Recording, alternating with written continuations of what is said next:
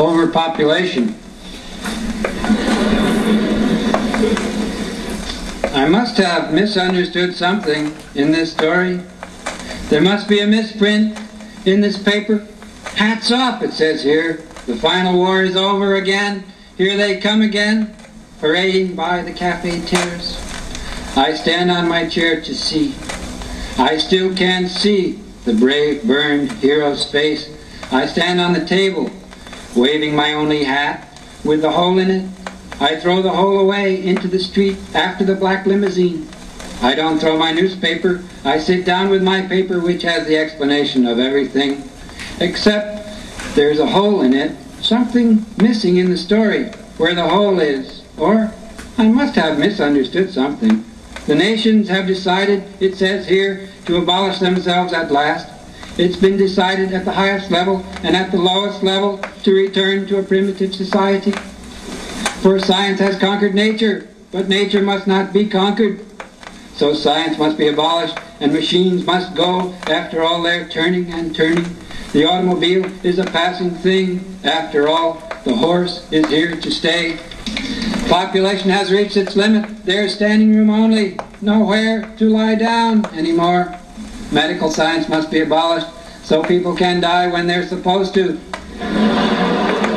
There's still room under the surface. I keep hoping I have misunderstood something in this story.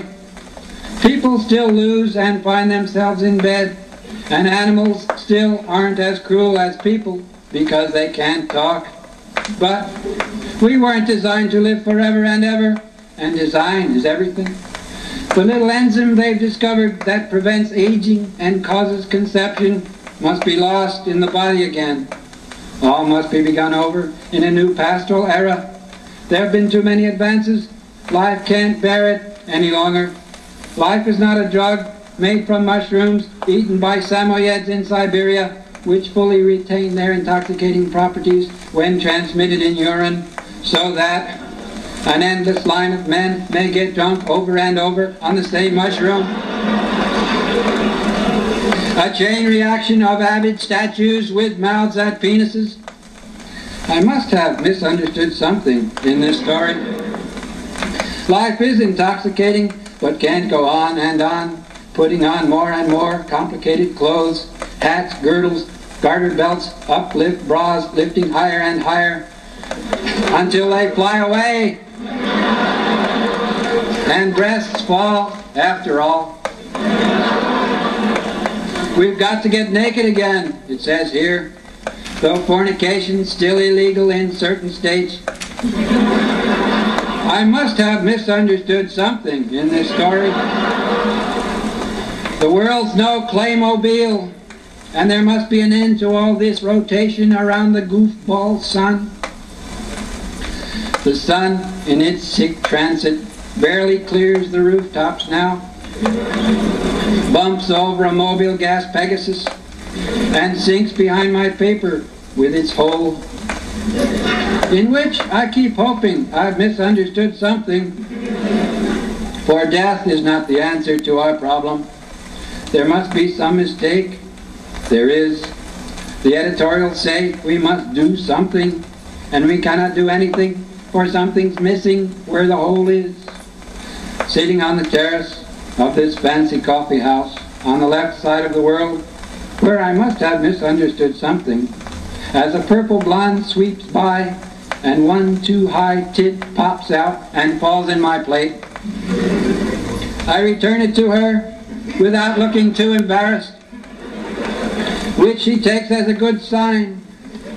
She sits down and gives me the other, wrapped in silk. I go on reading my paper, thinking I must have misunderstood something, trying to look like it's all happened before. It has. It's a claymobile with something missing. I look under the table and see our legs are intertwined, our two chairs fuse, our arms are around each other. She's facing me, crouched in my lap, her legs are around me. My white snake has entered her, speaks of love inside of her. she moans to hear it, but something's missing. Sex without love, where's gay deceivers? I still have one of her breasts in my hand. The waiter comes running, picks up my fallen paper, hoping he's misunderstood something. None of us will ever die as long as this goes on. The enzyme bottle lies open on the table.